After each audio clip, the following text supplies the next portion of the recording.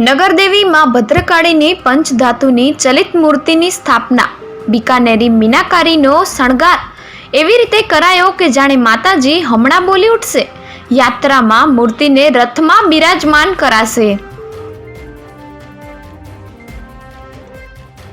અમદાવાદના ટીમ્બામાં પ્લાસ્ટિક ફેક્ટરીમાં ભીષણ આગ. ફાયર બ્રિગેડની 15 ગાડી ઘટના સ્થળે.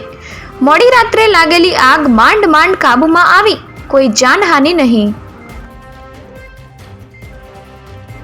ટ્રેનમાંથી બિનવારસી 10 લાખનો ગાંજો ઝડપાયો. રેલવે એસઓજીએ પુરીથી ગાંધીધામ એક્સપ્રેસના બાથરૂમ અને કોરિડોરમાંથી જથ્થો શોધી કાઢ્યો. વડોદરાના કપુરાઈ પોલીસ સ્ટેશન વિસ્તારમાં કાસમઆલા ગેંગના 2 રીઢા ગુનેગાર ઝડપાયા. મોપેડની ડિક્કીમાંથી સોનાની ચેઇનની ચોરીનો ભેદ ઉકેલાયો. વસીમ સામે 20, ગની સામે 22 ગુના નોંધાયેલા છે.